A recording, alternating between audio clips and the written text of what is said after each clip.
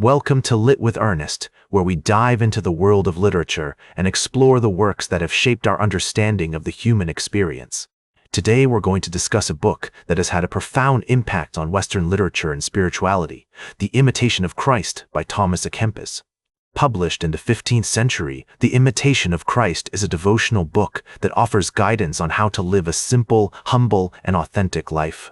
Written by Thomas à Kempis, a Dutch priest and theologian, this book has been widely read and influential for centuries, shaping the spiritual practices of countless individuals, including authors, artists, and thinkers. The 15th century was a time of great turmoil and change in Europe. The Black Death had ravaged the continent, leading to widespread social, economic, and cultural upheaval. The Catholic Church was facing challenges from within and without, and many people were seeking a more personal and direct connection with God. It was in this context that Thomas à Kempis wrote The Imitation of Christ, a book that would become a spiritual classic.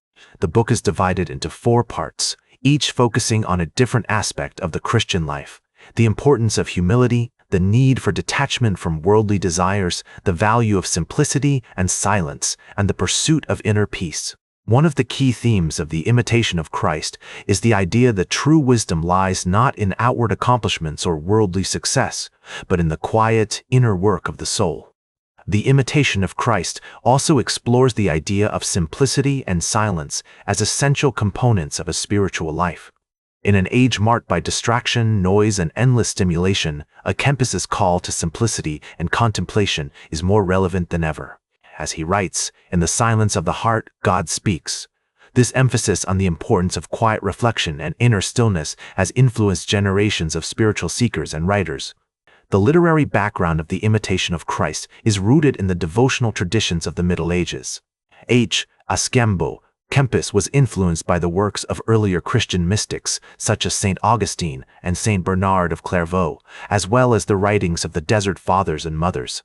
The book's use of simple, direct language and its emphasis on personal experience and introspection also reflect the influence of the medieval mystical tradition. The Imitation of Christ has had a profound impact on literature and culture. It has influenced authors such as John Donne, George Herbert, and Thomas Merton, among many others. The book's themes of simplicity, humility, and inner peace have also shaped the spiritual practices of countless individuals, from monks and nuns to lay people seeking a deeper connection with God. One notable example of the book's influence can be seen in the work of the 17th century English poet George Herbert. In his poem, The Temple, Herbert writes about the importance of simplicity and humility in the spiritual life, echoing à Kempis's emphasis on these virtues.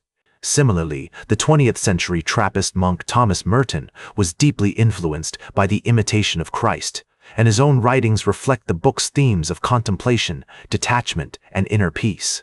The cultural impact of The Imitation of Christ extends beyond literature to art, music, and spirituality. The book's emphasis on simplicity, humility, and inner peace has inspired countless works of art, from paintings to sculptures to musical compositions.